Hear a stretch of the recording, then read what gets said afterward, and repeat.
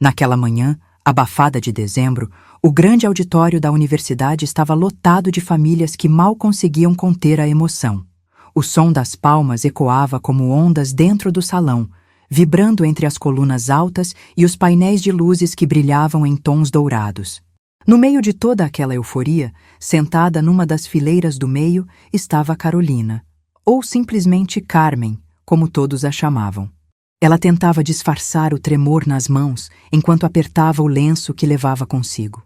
Os olhos estavam marejados, mas ela insistia em piscar, firme, se negando a deixar que as lágrimas escorressem. Ajeitou o vestido simples de algodão azul marinho que ela mesma havia ajustado na máquina de costura do pequeno kitnet onde morava com o marido. Ajeitou também os cabelos presos num coque apressado, porque naquele dia não havia tempo, nem dinheiro, para salão. No palco, entre risadas, fotos e discursos demorados, Javier, seu marido, recebia enfim o diploma de médico. 5 anos. 5 anos de luta, de noites acordada, de manhãs começando antes do sol nascer. 5 anos vendendo bolo caseiro para padarias, digitando relatórios como terceirizada numa empresa que nunca lembrava seu nome, negando a si mesma qualquer desejo supérfluo para pagar mensalidades impiedosas. Carmen olhou para as próprias mãos, marcadas de açúcar queimado, teclado gasto e sacolas pesadas. Mãos que nunca viram uma manicure desde o dia em que Javier começara o curso. Mãos que ela tinha orgulho de mostrar, porque tinham sustentado um sonho. O sonho dele. Ao lado dela, porém, a mãe dele, Dona Pilar, exibia outro tipo de orgulho. Aquele que vem cheio de superioridade estava impecável num conjunto claro de alfaiataria, joias que brilhavam sob as luzes, cabelo preso num coque sofisticado que claramente tinha custado caro. Meu filho, meu Javier, agora é um grande médico, dizia ela em voz alta a quem estivesse por perto, sempre garantindo que alguém a ouvisse. Carmen fingiu não perceber o olhar de desprezo que a sogra lançava para o seu vestido simples. Era algo constante, quase automático. Carmen já nem sentia mais, ou achava que não sentia. Quando a cerimônia terminou, Javier desceu do palco, abriu um sorriso largo, mas não para Carmen. Correu para os braços da mãe. Deu certo, mãe. Consegui. Eu sempre soube, meu filho. Você nasceu para isso. Carmen se aproximou com cuidado. Parabéns, meu amor. Javier retribuiu o abraço, mas não foi com a mesma entrega. Foi breve e rígido. Como se estivesse desconfortável, Carmen engoliu em seco. Mais tarde, naquela noite, os 3 estavam sentados num restaurante luxuoso nos jardins. O tipo de lugar onde Carmen jamais colocaria os pés sozinha. As luzes baixas, o cheiro de vinho caro, os talheres pesados, tudo parecia gritar que ela não pertencia àquele ambiente. Javier parecia perfeitamente à vontade. Camisa cara, relógio novo, que Carmen sabia não ter saído de lugar nenhum conhecido do orçamento deles. E um ar de importância que não combina com alguém que mal começou a carreira. Dona Pilar tirava fotos dele sem parar, fazendo stories para mostrar aos conhecidos. Carmen observava, tentando encontrar ali algum traço do homem que havia amado. Tentou puxar assunto. Agora a gente pode respirar, né? Começar uma vida nova. Dona Pilar riu. Uma risada debochada. Vida nova para o Javier, né, querida? Ele trabalhou tanto. Ele merece o melhor. A vida dele vai mudar completamente agora. Carmen ficou em silêncio. Esperou que Javier a defendesse. Esperou que dissesse, foram os dois, ou Carmen fez tanto quanto eu. Mas ele não disse nada. Continuou olhando o cardápio como se nada tivesse sido dito. Depois que pediram o jantar, Javier pigarreou. Carmen notou algo estranho nos olhos dele. Uma frieza calculada, distante, quase indiferente. Carmen, preciso te dizer uma coisa. Ela tentou sorrir. Claro, amor, o que foi? Javier abriu a pasta nova que carregava, tirou um envelope pardo espesso, colocou-o sobre a mesa, bem diante dela. Carmen franziu o senho. O que é isso? Sua proposta de emprego? Abre, disse ele sem emoção. O coração dela deu um salto desconfortável. As mãos tremiam enquanto ela abria o envelope. Leu as primeiras linhas, e o mundo parou. Pedido de divórcio. O restaurante sumiu. As vozes ao redor viraram murmúrios distantes. O ar ficou pesado. O chão pareceu se afastar dos pés dela. Javier, Isso é uma brincadeira? Sussurrou, incapaz de raciocinar. Ele cruzou os braços. Carmen, eu estou falando sério, não podemos mais ficar juntos. Mas por quê? Eu passei 5 anos. Exatamente, ele a interrompeu. 5 anos já foram suficientes? Agora sou médico. Tenho um futuro brilhante. Preciso de alguém do meu nível, alguém que combine com o meu novo status. Carmen piscou. 1, 2 vezes, sem entender. Javier percorreu o olhar pelo vestido simples dela, os cabelos presos, o rosto sem maquiagem. Eu me envergonho, Carmen. Me envergonho de ter uma esposa tão comum. As palavras cortaram mais profundo do que qualquer lâmina. Dona Pilar se inclinou para a frente, triunfante. Você ouviu, querida? Meu filho agora tem outros padrões. Você deveria ter percebido seu lugar antes. Considere tudo o que gastou com ele como caridade. Caridade. Essa palavra caiu sobre Carmen como gasolina sobre brasas. As lágrimas finalmente começaram a rolar. Não apenas de dor, mas de humilhação, choque, incredulidade. Mas algo dentro dela mudou. De repente, o choro parou. A expressão dela se transformou. Não era mais a cara de uma mulher ferida. Era a de alguém que, ao quebrar, descobriu dentro de si um metal frio. Levantou o rosto devagar, e os olhos dela agora tinham uma firmeza assustadora. Basta. Javier e Dona Pilar se entreolharam, confusos. A senhora me disse para saber meu lugar, disse Carmen à sogra, com uma calma perigosa. Pois bem, agora eu sei e não é abaixo de vocês. Virou-se para Javier. E você diz que o título é seu? Que se formou sozinho? Ela se levantou. As mãos não tremiam mais. Aquele diploma também é meu. Cada real que te levou a esse palco saiu do meu corpo, do meu sono, da minha saúde. As pessoas ao redor começavam a olhar, mas Carmen não ligou.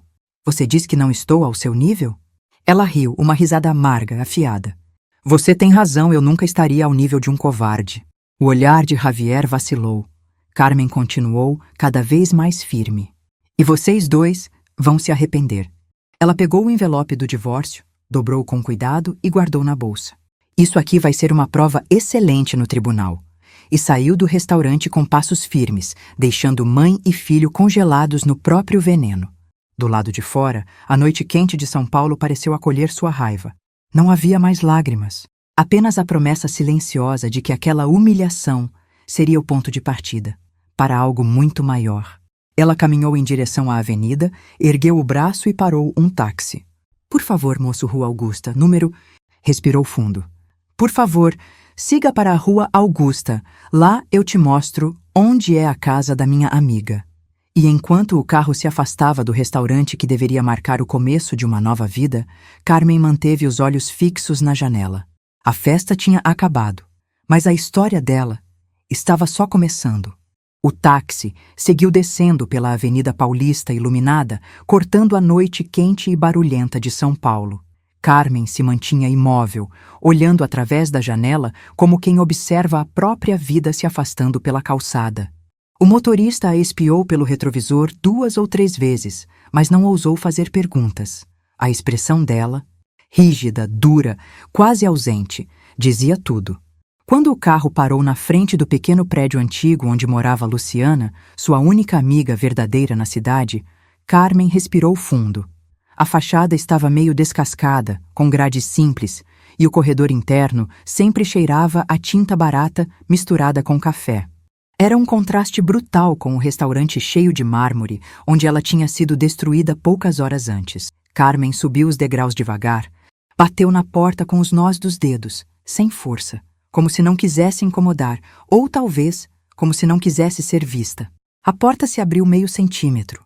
Carmen? Luciana franziu o senho, ainda sonolenta, de pijama e coque bagunçado. Quando abriu a porta por completo e viu o estado da amiga, a maquiagem borrada, o rosto pálido, o olhar vazio, o sono desapareceu como um sopro. Meu Deus! Entra! O que aconteceu? A cerimônia foi hoje. Eu achei que você estivesse comemorando. Carmen entrou, a porta fechou, e com o clique seco da fechadura, tudo dentro dela finalmente colapsou. As pernas simplesmente cederam. Ela escorregou até a parede, os joelhos dobrados no chão, o corpo tremendo. Luciana! Sua voz saiu rouca. Ele me pediu o divórcio. O grito de choque de Luciana ecoou pelo pequeno apartamento. E o quê? E então, Carmen contou. Contou sobre o envelope, sobre as palavras cruéis, sobre o olhar de desprezo. Contou sobre Dona Pilar, sobre o riso debochado, sobre o dia que deveria ser de comemoração e se tornou um velório emocional. Luciana caminhava de um lado para o outro, indignada, furiosa, bufando palavrões que faziam até os quadros da parede tremerem. Eu te disse, Carmen. Eu te disse que aquele homem não te merecia, que aquela mulher não prestava. Ele te usou, ele te drenou até o último centavo. Carmen respirou fundo e, pela primeira vez depois do choque, sua voz saiu firme. Eu sei. Luciana parou. Como assim você sabe? Carmen ergueu o rosto. As lágrimas ainda marcavam sua pele, mas os olhos estavam diferentes. Tinham uma determinação inédita. Eu percebi há meses. E assim, num silêncio pesado, Carmen contou sobre os perfumes estranhos na roupa dele, os horários que não batiam, as compras suspeitas, o celular virado para baixo na mesa. Contou que tinha juntado comprovantes, movimentações bancárias, recibos, tudo o que podia servir como prova. Luciana ficou boquiaberta. Carmen, então você se preparou? Eu não queria acreditar, mas eu não ia ser feita de idiota não depois de tudo. A amiga a abraçou forte. E ali, no chão frio daquele apartamento pequeno, Carmen chorou novamente. Mas agora era outro tipo de choro, não de desespero, mas de libertação. 2 semanas depois, numa sala de mediação do Fórum Central de São Paulo, o ambiente era tão frio que parecia inverno, mesmo sendo dezembro. A mesa de madeira separava 2 realidades distintas. De um lado, Carmen sentada ereta, com um vestido simples mas impecável, ao lado do advogado Almeida, um homem experiente de aparência serena. Do outro, Javier e Dona Pilar, tensos, desconfortáveis, trocando olhares inseguros.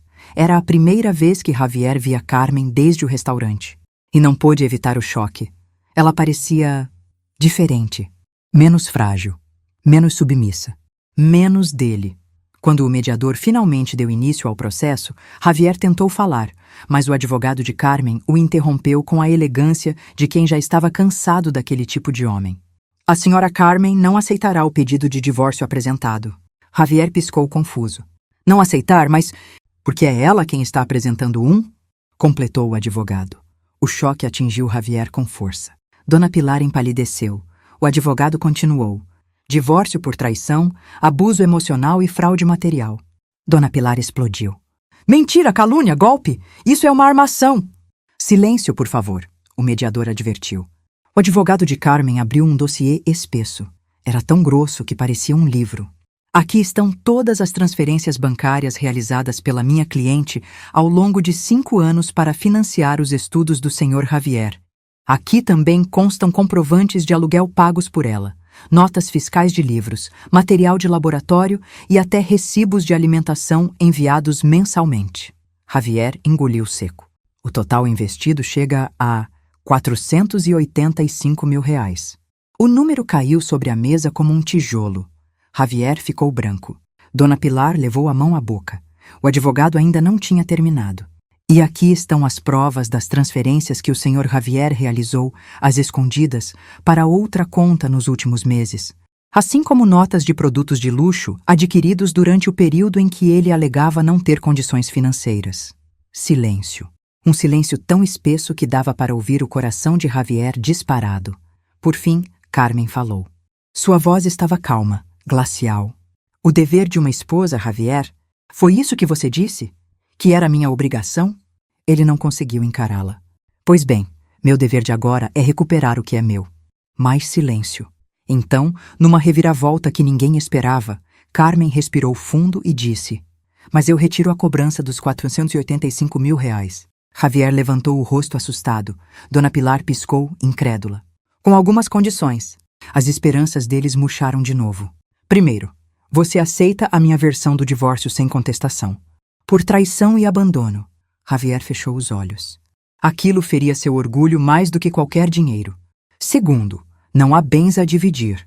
Nem casa, nem móveis, nem nada. Somos estranhos um ao outro.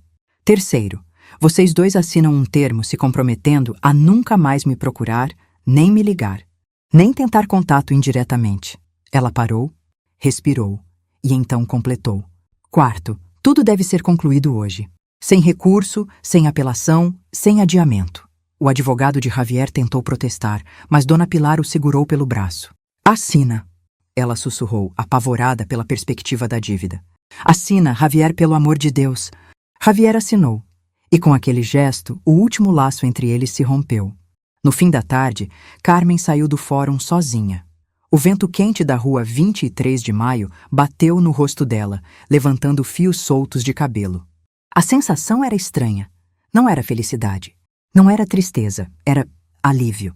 Como se retirassem uma corrente que ela nem sabia que estava carregando há anos. Na mesma noite, no pequeno apartamento de Luciana, Carmen terminava de fechar a última mala. Todas as outras tinham sido vendidas, junto com o que restava de valor em sua vida antiga. Luciana estava aflita. Carmen, você pode recomeçar aqui em São Paulo. Você tem amigos, tem mercado, tem oportunidades. Carmen sorriu. Talvez o primeiro sorriso verdadeiro desde tudo. Lu, esse lugar me lembra ele em cada esquina, em cada lembrança. Em cada ônibus que eu pego, eu preciso respirar outro ar. Recomeçar do zero. E para onde você vai? Para bem longe. Carmen riu levemente. Para onde ele nunca me encontraria nem que tentasse. Luciana segurou suas mãos. E o que vai fazer? O que eu sempre quis. Carmen respirou fundo. Vou voltar a estudar. Vou escrever meu livro, meu próprio sonho, não o dos outros. Luciana a abraçou com a força de quem sabe que está se despedindo de algo importante. Vai, Carmen. E quando você vencer? Por que você vai? Quero estar na plateia. Horas depois, Carmen estava na rodoviária Tietê. O ônibus era simples, sem ar-condicionado eficiente, mas era libertador. Ela olhou a cidade pela janela pela última vez. E quando o ônibus finalmente arrancou, Carmen encostou a cabeça no vidro e fechou os olhos. Não havia mais Javier. Não havia mais Dona Pilar. Não havia mais passado.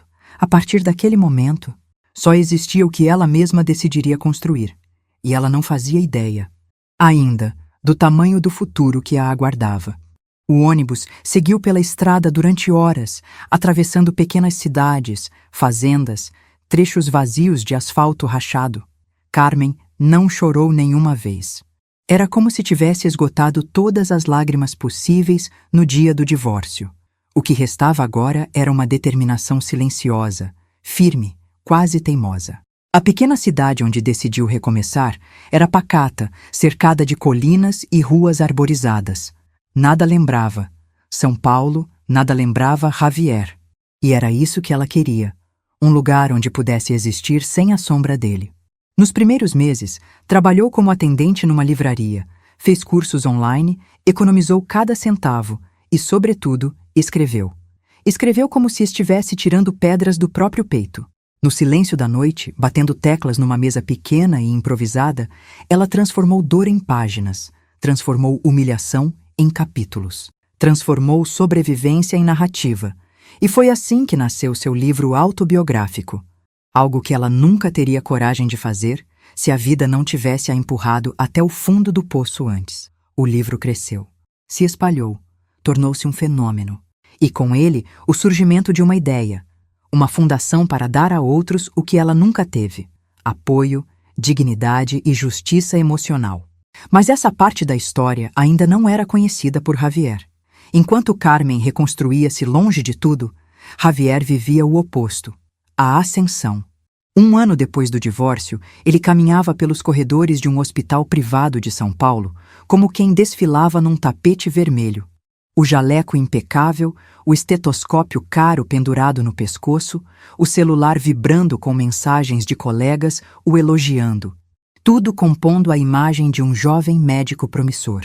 Para os outros, Javier era um caso de sucesso. Para si mesmo, era mais do que isso. Era alguém que havia se livrado da vida medíocre que tinha antes. Ele quase nem lembrava de Carmen. Quando lembrava, surgia aquele pensamento de sempre: me separei dela no momento certo. Hoje eu estaria preso com alguém que não combina com meu nível. E como gostava de repetir essa frase. Repetia diante do espelho. Repetia para amigos. Repetia para colegas. Repetia à própria mãe, que vivia vangloriando o filho em rodas sociais e fingindo ter um padrão de vida que jamais tiveram. Carmen era como um capítulo apagado, uma ponte que ele cruzou. E queimou. Mas o destino não aceita pontes queimadas sem cobrar a dívida. No novo apartamento de luxo no centro da cidade, Javier e Dona Pilar viviam como se fossem personagens de novela. O condomínio tinha piscina, academia, vista panorâmica e síndico que se achava celebridade. O carro de Javier, um sedã importado comprado num financiamento impiedoso, chamava a atenção por onde passava. A hipoteca era alta demais. Os juros do carro eram absurdos, as contas de cartão de crédito, intermináveis. Mas a aparência importava mais do que a realidade. Nas redes sociais, Dona Pilar postava fotos exageradas. Café da manhã com meu médico favorito. Meu filho, orgulho da família. Javier não para, madrugada de plantão de novo. No fundo, ela sabia que muitas daquelas noites ele não estava em plantão nenhum. Estava em festas caríssimas, em encontros arranjados com filhas de empresários ou fazendo compras que jamais poderia pagar. E Javier seguia fingindo. Mergulhado em dívidas, mas deslumbrado demais para perceber que o castelo que construíra era feito de papel molhado, até que o corpo começou a falhar. Primeiro, foi um tremor pequeno na mão direita enquanto tomava sopa na cafeteria do hospital. Ele olhou para o próprio punho com irritação, atribuindo aquilo ao ar-condicionado gelado demais, ou ao cansaço da semana. Depois veio a visão turva, rápida, quase imperceptível. Um véu translúcido de segundos que o deixou zonzo. Ele ignorou, passou por cima. Tomou café demais, dormiu de menos. Continuou operando. Até que um dia, diante de uma equipe de residentes, enquanto explicava com arrogância um procedimento simples, sua mão tremeu com violência. O bisturi quase escorregou. Quase atingiu o paciente. O sangue de Javier gelou. Doutor, está tudo bem? Perguntou a instrumentadora, alarmada. Ele tentou culpar o tamanho do glove, tentou controlar o tremor. Mas a mão não obedecia. O assistente assumiu a cirurgia enquanto Javier saiu da sala com o coração descompassado e um medo que ele não ousou confessar a ninguém. A partir daquele dia, os sintomas pioraram, tremores mais fortes, zumbidos no ouvido, maresia repentina, perda parcial de visão.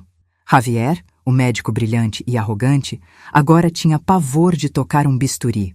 Não podia admitir fraqueza, não diante dos colegas que tanto queria impressionar, não diante da mãe, que vivia dos sonhos que projetava nele. Ele começou a faltar no trabalho, alegando enxaquecas. Parou de operar, escondeu sintomas. Mas o corpo não se esconde. Desesperado, procurou o doutor. Baena, o neurologista mais respeitado do hospital, um médico calmo, meticuloso, experiente, que Javier sempre tratou com certo desdém, por achá-lo antiquado. Quando se sentou no consultório como paciente, não médico, sentiu uma humilhação inédita. Doutor, minhas mãos, minha visão, tem algo errado. Doutor. Baena o examinou em silêncio. Fez testes motores, avaliações neurológicas básicas, pediu exames urgentes. No dia seguinte, o diagnóstico estava pronto. Javier entrou no consultório tenso, trêmulo, suando frio. O neurologista apontou para a tela iluminada da ressonância. Esses pontos aqui e também na medula não são normais. Javier sentiu o estômago despencar. Então, o que eu tenho? Sussurrou. O médico respirou fundo. Uma doença autoimune rara, agressiva progressiva. Tudo ficou silencioso. Era como se alguém tivesse puxado toda a energia do cômodo. Como se o chão estivesse se abrindo debaixo dos pés de Javier. Eu vou... Não conseguiu concluir. Se nada for feito, pode perder totalmente a visão. E o controle motor não poderá operar. Não poderá exercer a profissão. Javier fechou os olhos. O ego dele, aquele mesmo ego que destruiu o casamento, estava sendo esmagado pela realidade. E se existe tratamento? Existe. Qualquer coisa, doutor, eu pago. Javier, o tratamento custa mais de R$1,5 milhão. O coração dele parou por um segundo. Quanto? R$1,5 milhão. Javier riu nervosamente, quase histérico. Doutor, eu não tenho esse dinheiro. Nem metade, nem um terço. O médico apenas o encarou com compaixão. Então você precisa encontrar quem tenha. E assim, naquele consultório, Javier descobriu um novo tipo de medo. O medo de perder tudo aquilo que achava ser. Quando chegou em casa, cambaleando, Dona Pilar estava assistindo TV com uma taça de vinho. Javier, onde você estava? Hoje temos jantar com a esposa do diretor do hospital. Mãe, ele murmurou pálido. Eu estou doente, ela riu. Resfriado? Ai, Javier, eu te disse para tomar vitamina C. Não é resfriado, ele gritou. A mãe congelou. Eu posso ficar cego, posso ficar paralítico. Preciso de uma cirurgia no exterior e custa mais de 1,5 milhão. Dona Pilar deixou o copo cair no chão e pela primeira vez na vida não tinha resposta alguma. A partir daí tudo despencou. As amigas ricas sumiram. Os colegas fingiram que não ouviram seus pedidos de ajuda. Ninguém quis emprestar nada. Ninguém quis se envolver. Ele tentou vender o carro. Descobriu que a dívida era maior do que o valor. Tentou vender o apartamento. Descobriu que devia mais do que pagou. Tentou pedir empréstimo ao hospital. Foi negado. Javier estava falido. Arruinado, doente, em pânico absoluto, no fundo do poço. E foi só nesse fundo, quando não havia mais saída, que um pensamento o golpeou como um soco na alma. Carmen. A única pessoa que algum dia o amou sem pedir nada em troca. A única pessoa que financiou sua vida inteira. A única pessoa que ele destruiu sem remorso. A única pessoa que, talvez, pudesse salvá-lo.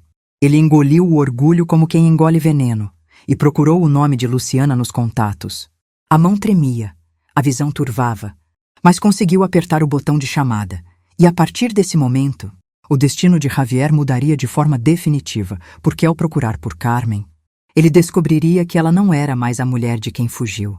Ela era algo muito maior, muito mais forte e completamente fora de seu alcance.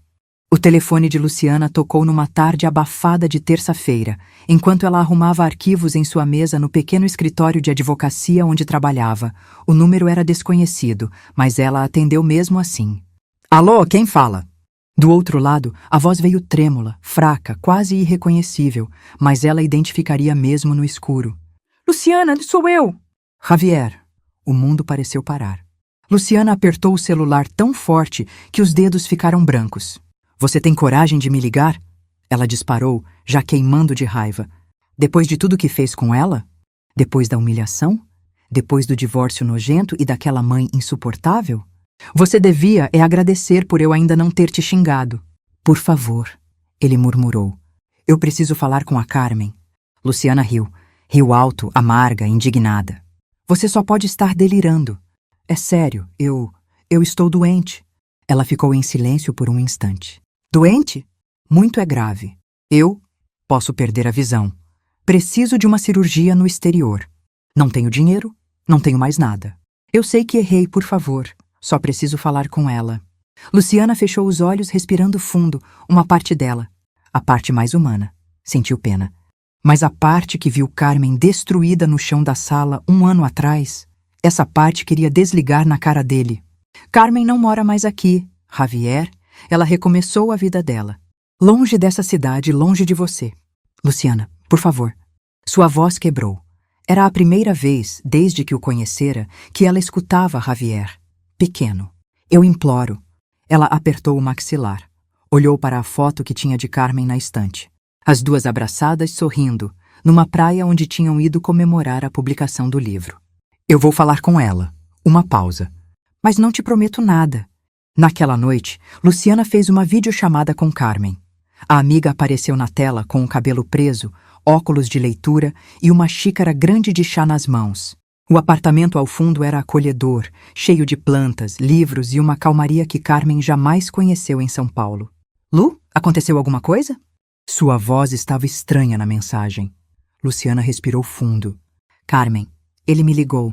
O rosto de Carmen permaneceu imóvel. Nenhuma reação imediata. Como se tivesse treinado durante 1 ano inteiro para que aquele nome não tivesse mais poder sobre ela. O Javier. Carmen apenas ergueu o queixo, como quem permite que o assunto continue, mas sem se abalar. Luciana explicou tudo, o diagnóstico. As dívidas, a falência emocional, o desespero, o pedido urgente para falar com ela. Quando terminou, esperou pela explosão. Pela raiva, pela dor, por qualquer traço da Carmen que um dia amou aquele homem. Mas o que viu foi diferente. Carmen respirou profundamente, colocou a xícara de lado e disse: Ele merece tratamento. Mas não de mim. Luciana arregalou os olhos. Então, você não quer vê-lo? Não, respondeu Carmen sem hesitar. Mas eu quero encerrar isso. Como assim encerrar? O olhar de Carmen ficou firme, adulto, resoluto. Eu vou encontrá-lo. Uma única vez, e depois disso, nunca mais. O reencontro foi marcado numa sala discreta de um café de aeroporto. Lugar neutro, público, seguro, onde ninguém poderia causar uma cena que acabasse em fofoca ou constrangimento. Javier chegou primeiro. Quando entrou no local, parecia alguém 20 anos mais velho. Os ombros curvados, a pele amarelada.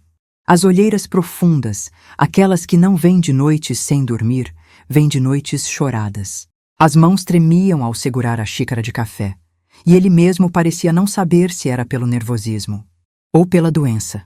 Quando Carmen entrou, Javier a viu antes que ela o visse. E congelou. Ela estava linda.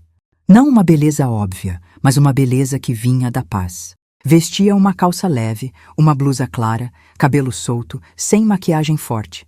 Mas era outra mulher. Tinha postura, tinha presença.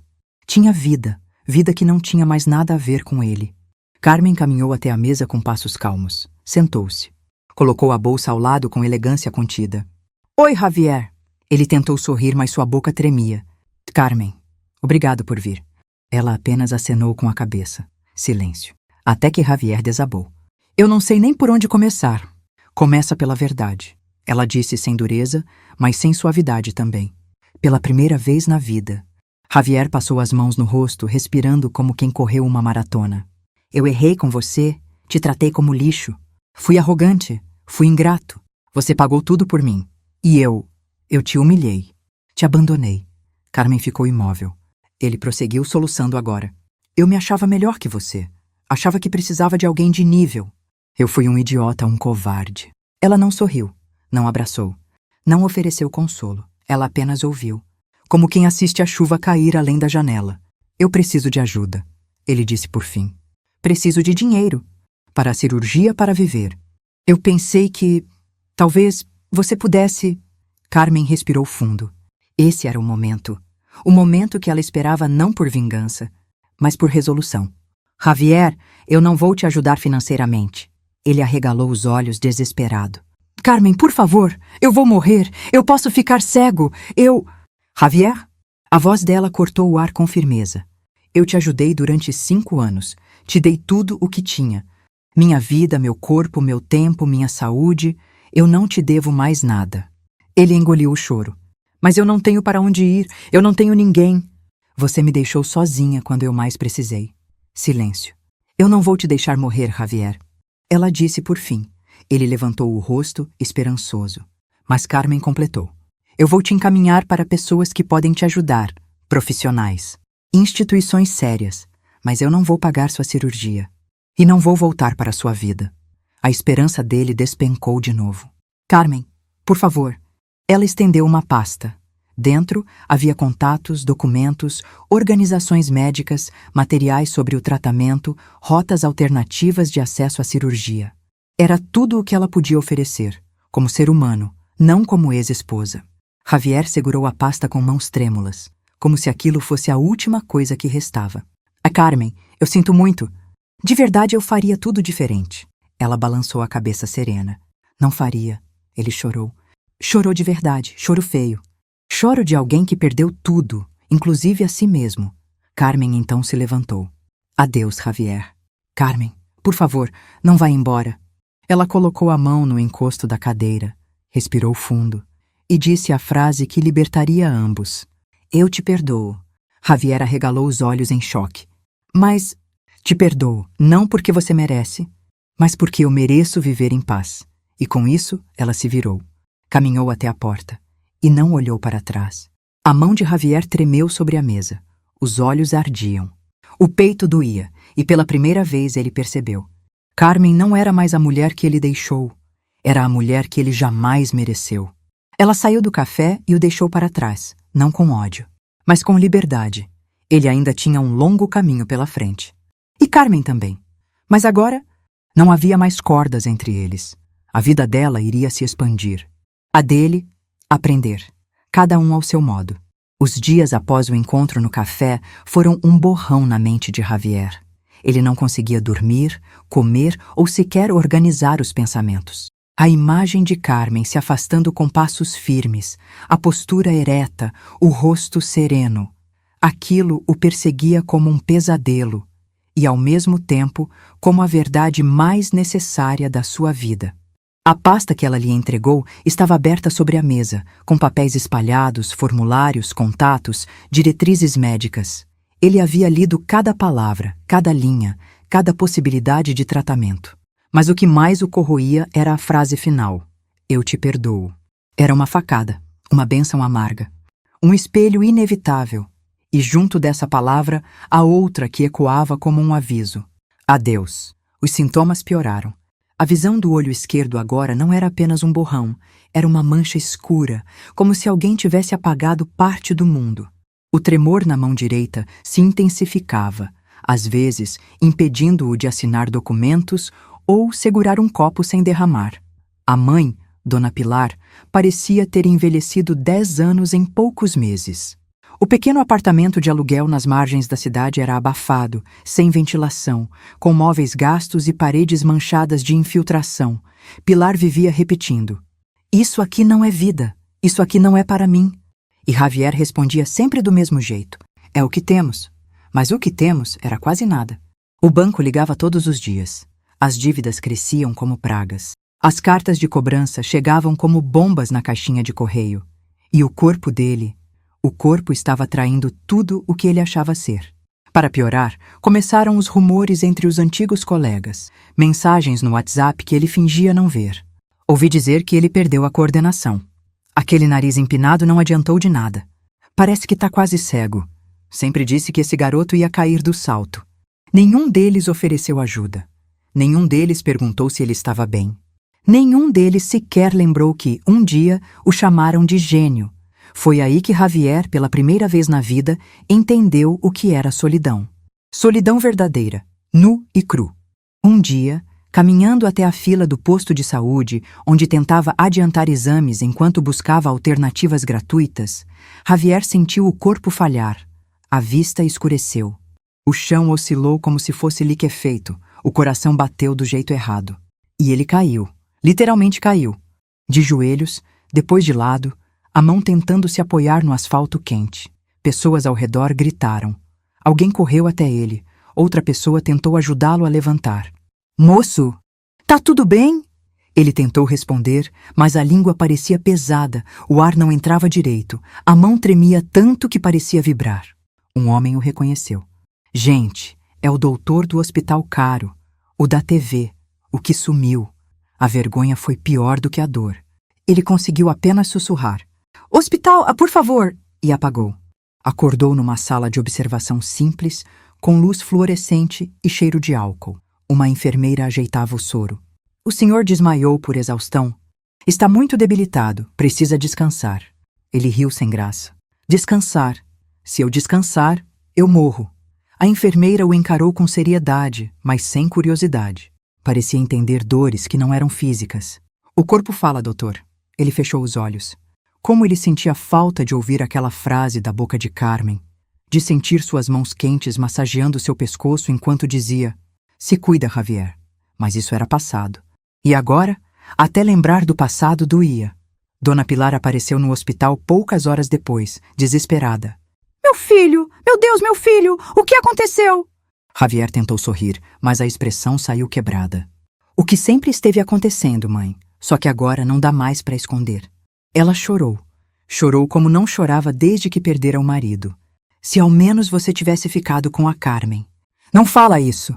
Ele pediu, exausto. "Não coloca ela no meio, chega." "Mas ela..." "Chega, mãe." Silêncio pesado, doloroso. Foi ali, naquela cama desconfortável, com a cabeça latejando e o soro gotejando lentamente, que Javier tomou a decisão que mudaria tudo. Ele não pediria mais nada a Carmen, mas lutaria para conseguir o tratamento, nem que fosse do jeito mais humilhante possível. Ele batalhou por vagas em programas públicos e privados, foi atrás de ONGs, projetos sociais, convênios emergenciais.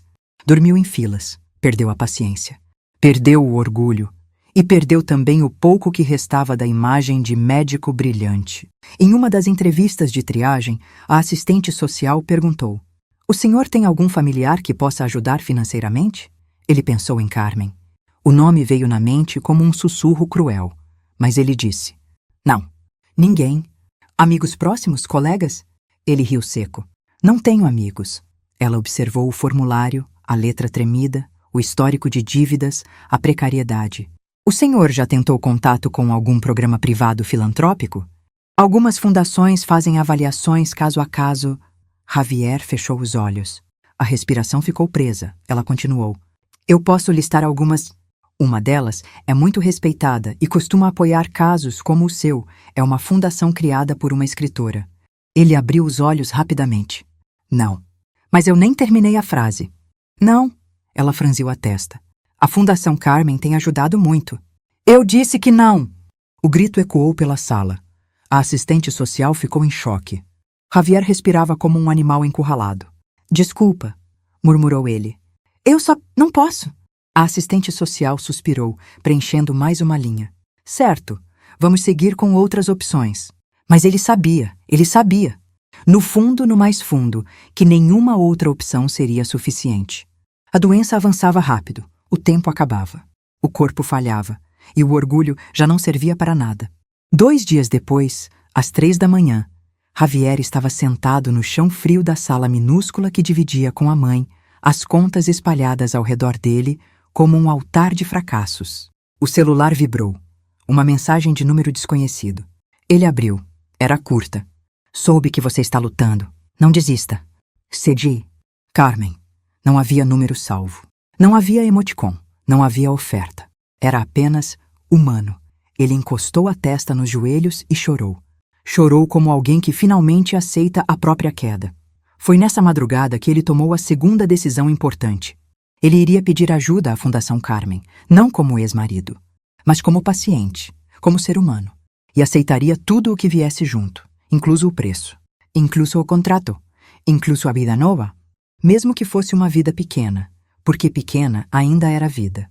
E ele queria viver.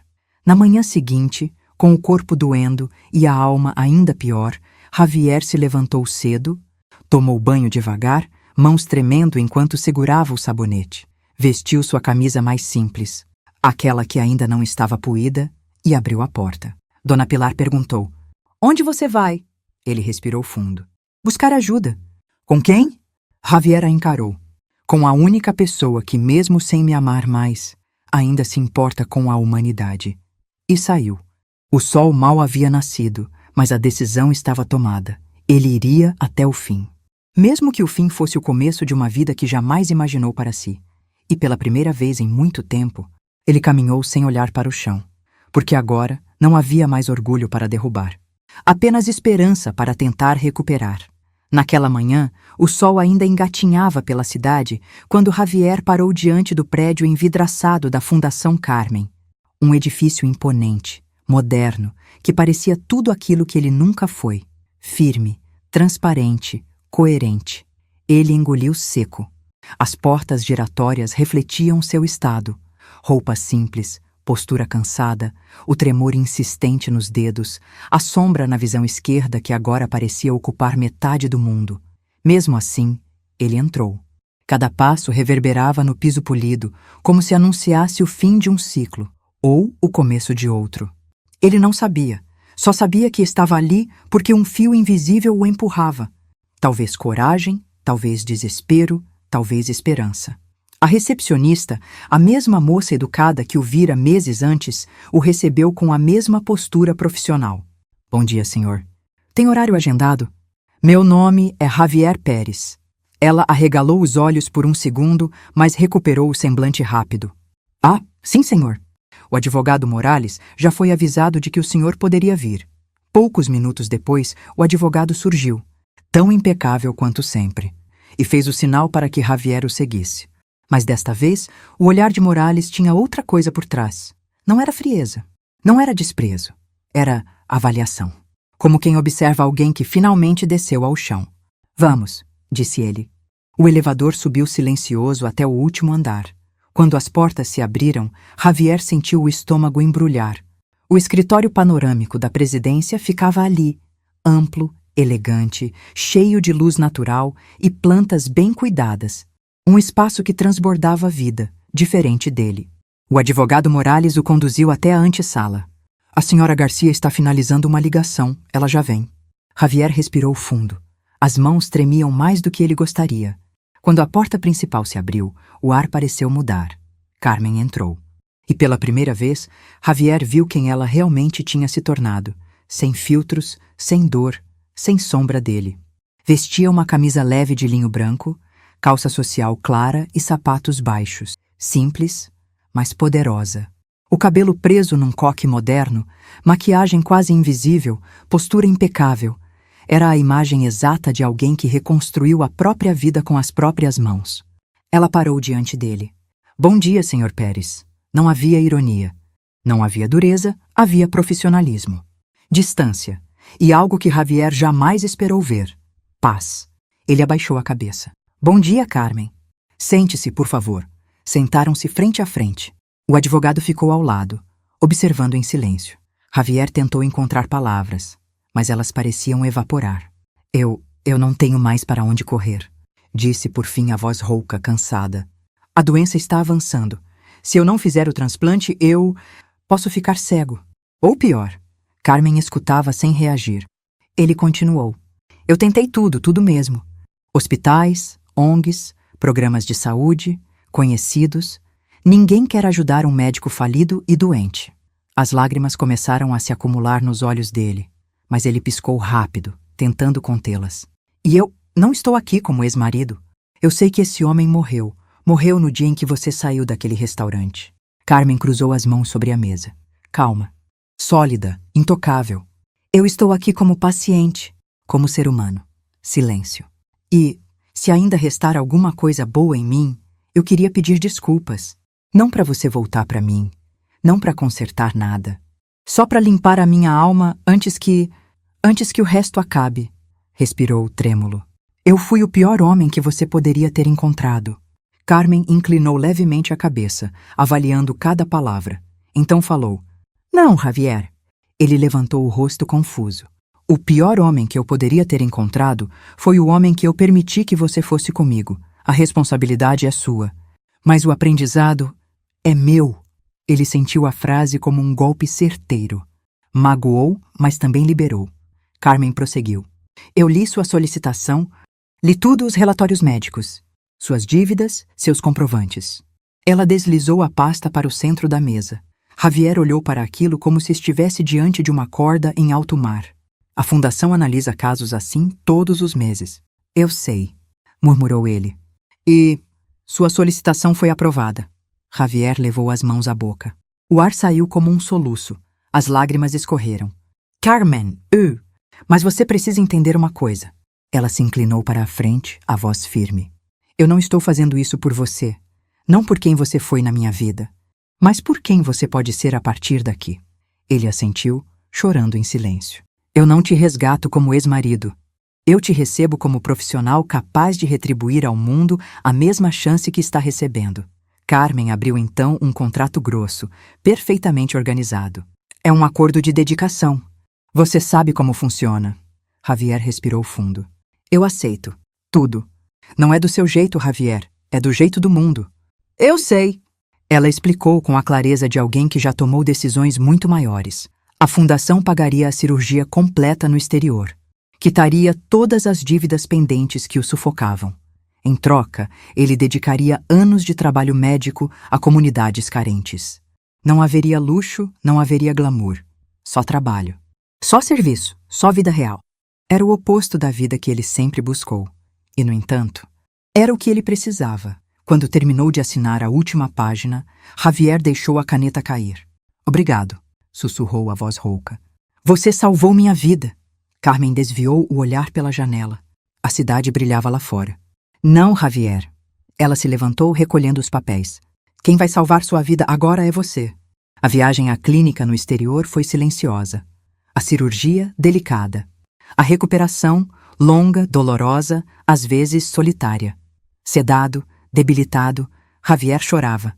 Mas não pela doença. Chorava pelo que havia sido. E pelo que ainda podia ser. Meses depois, voltou ao Brasil. Foi recebido por um funcionário da fundação com uma mochila simples, roupas discretas e um itinerário detalhado. Seu destino: um posto de saúde numa pequena cidade entre montanhas, interior de Minas. Nada de hospital privado. Nada de aplausos. Nada de jaleco impecável. A estrada era longa, o calor intenso. O ônibus, barulhento. Mas Javier não reclamou. Não podia. Quando chegou, encontrou um prédio modesto pintado de branco, com portas de madeira e um jardim improvisado com pneus coloridos. Crianças corriam descalças. Idosos esperavam por atendimento numa sombra magra de árvore. Quando o viram chegar, alguns sorriram, não porque sabiam quem ele era, mas porque sabiam quem ele poderia ser ali. Um médico, apenas isso. E tudo isso. A diretora do posto o recebeu, exausta, mas calorosa. Seja bem-vindo, doutor. A gente está precisando muito de você. Ele sentiu o peito apertar. Não de dor, mas de responsabilidade. Entrou na pequena sala onde trabalharia. Mesa simples, ventilador antigo. Macas desgastadas. E pendurada na parede, uma frase pintada à mão por alguém da comunidade. Quem cuida com amor, cura mais rápido. Javier fechou os olhos. Sim, era ali que ele precisava estar. As semanas se transformaram em meses. E ali, naquele pedaço esquecido do mapa, Javier encontrou finalmente o que nunca tivera. Sentido. Ele tratou febres simples. Atendeu partos improvisados. Curou machucados. Consolou mães. Salvou emergências. Chorou com famílias. Riu com crianças. Nada daquilo faria manchetes. Nada daquilo renderia status. Mas fazia algo que ele nunca havia sentido. Fazia dele um ser humano melhor. Até o dia em que um helicóptero pousou no campo de terra batida do vilarejo. As pessoas correram para ver. As crianças gritaram. Javier parou de atender uma senhora idosa com pressão alta e saiu. A porta do helicóptero se abriu e Carmen desceu. Simples, discreta, firme, como sempre. O advogado Morales a acompanhava. Ela caminhou até o posto de saúde, observando tudo. Quando entrou e viu Javier cuidando de uma criança, ficou parada na porta. Não por nostalgia. Não por dor, mas pela constatação silenciosa e adulta de que a vida dele, finalmente, estava em movimento. Quando o menino saiu, Javier se virou e encontrou Carmen ali. Ele inclinou a cabeça, respeitoso. Bom dia, senhora Garcia. Bom dia, Dr. Pérez. O silêncio que se instalou entre os dois não era pesado, era maduro. Os relatórios de atendimento têm sido ótimos, disse ela. Estamos impressionados. Ele sorriu de leve. Um sorriso pequeno, sincero, quebrado pelas cicatrizes, mas verdadeiro. Estou fazendo o meu melhor. Continue, respondeu ela, com a serenidade de quem não carrega mais nada do passado. Você está no caminho certo. Ela fez menção de ir embora, mas antes de virar, completou. Javier, espero que você esteja encontrando paz. Ele respirou fundo. Pela primeira vez, estou. Carmen assentiu satisfeita. Ótimo, a humanidade agradece. E saiu. O helicóptero levantou o voo minutos depois, e Javier ficou observando até desaparecer no céu. Não havia saudade, nem dor, nem amor romântico. Havia gratidão. E a certeza de que tudo, absolutamente tudo, tinha chegado ao lugar onde deveria chegar. Carmen voltou para sua vida plena. Javier para sua missão humana.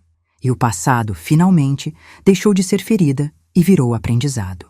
E se algo ficou como encerramento dessa história, é a lição que ele aprendeu da maneira mais dura e Carmen da maneira mais sábia. O orgulho destrói, a humildade reconstrói. O amor próprio liberta e a vida sempre devolve o que somos, jamais aquilo que fingimos ser. Obrigada por acompanhar minha história até aqui. Se você também passou por algo parecido, ou se alguma parte desta história mexeu com você, compartilhe nos comentários. Sua voz importa. Sua dor importa. E, por favor, curta este vídeo e comente o número 1 aqui embaixo. Isso me ajuda a saber que você ficou até o fim e que não estou sozinha nessa caminhada. Seja gentil com você mesma. Um passo de cada vez a gente se reencontra por aqui.